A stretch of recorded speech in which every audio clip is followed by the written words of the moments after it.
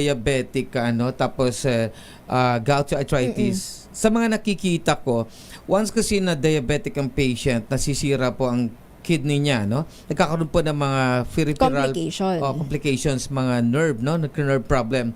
Pag gouty arthritis ka naman, sa dami ng salts and acids sa kidney mo na dumadaan, nasisira po ang nephron, no? Nasisira din ang kidney. So, kung diabetic ka, plus may gouty arthritis ka, mas mabilis masira ang kidney mo.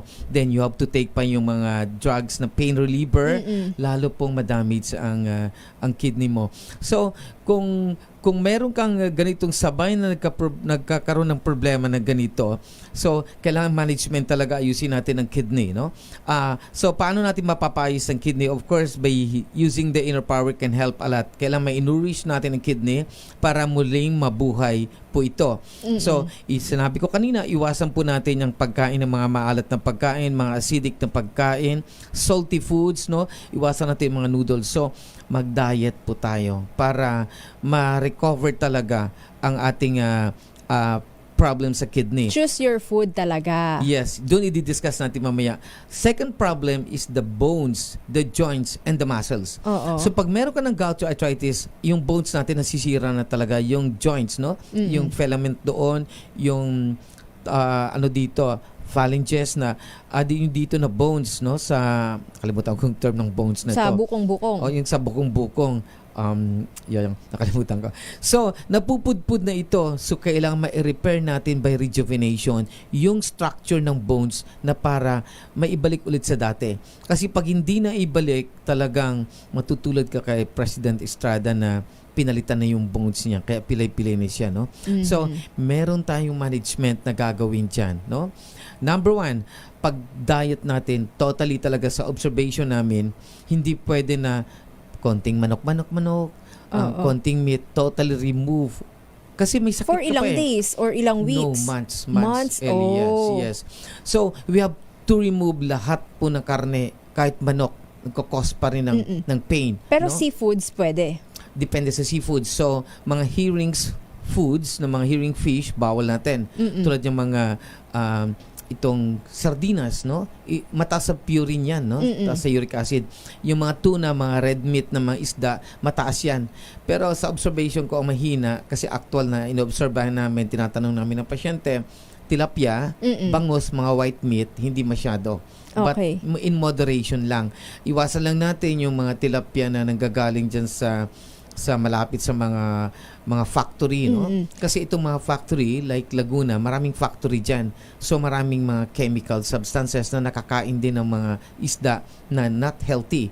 Iiwasan natin, Sir Arnold, yung mga maalat, saka yung mga meat muna, Yes, para yes. ma-recover or mabalik yung ganda ng function ng ating kidney. Pero nasa linya na po natin, si Miss Imelda Pangilinan. Alamin nga rin po natin kung ano nga ba yung mga kinakain niya, kung bakit siya rin nagkaroon ng diabetes, at aalamin rin natin, Sir Arnold, mamaya yung continuation po, ng mga dapat nating gawin para nga po makaiwas sa diabetes at sa gouty arthritis. Magandang gabi po sa inyo, Miss Imelda.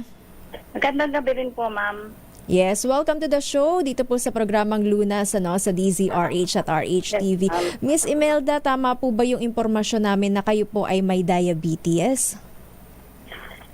Opo, tumaas po ang blood sugar ko ng 144. So, kailan po kayo na-diagnose na may diabetes o kailan nyo po nalaman? June 9 po, 2023. 2023, so last year lang. Yes, ma'am. Ano po ba yung mga pinagkakainin nyo? Mahilig po ba kayo sa mga tsokolate, sa extra rice, para mag-build up yung ating sugar o mag-spike, diba? Malakas po kasi ako sa rice. Sa rice. Dito sa bahay kasi madalas sila bumili ng ice cream. Yun. Ang lakas magpataas talaga. Mahilig pa naman po ako sa mga matatamis. So, ano po yung mga naramdaman ninyo, Miss Imelda? Lagi po ako nangihina, nahihilo. Kaya punta na ako sa doktor. Tapos nagpa-laboratory ko. Nung magpa-laboratory, nakita po yung FBS ko, nag-144. Tapos nung bumalik po ako dun sa doktor ko, Tinanong niya ako kung may lahi kami ng diabetic. Ano pong sagot? 3 times po niya akong tinanong. Ang Oo. sagot ko po, wala. Kasi nakalimutan ko na po side ng family ng nanay at tatay ko. Oo. May mga diabetes. Mhm. Kaya sabi po ng doktor, bibigyan niya ako ng 2 weeks. Kapag bumaba yung FBS ko, hindi niya ako re-resetahan ng gamot. Pero kapag iyon pa rin, re-resetahan niya na ako. Mm-mm. Kaya ginawa ko po, nag-take po ako ng inner power. 1 Okay. tablespoon, 3 times a day. Then Mhm. after 2 weeks po, nagpa-laboratory ko, 87 na lang. So bumaba. Normal. Na-achieve na natin yung normal? Yes. Opo, 87. Tapos after 3 months po, nagpa-laboratory uli ako. Pero 1 tablespoon once a day na lang ang itinake ko. Nag-76 po. Mhm. So, ngayon po, kumusta po yung ating blood sugar level? Consider diabetic pa rin po ba kayo hanggang ngayon?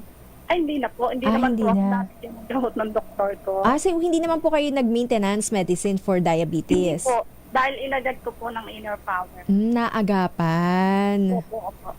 Okay. So, ilan taon po kayo ngayon, Miss Imelda?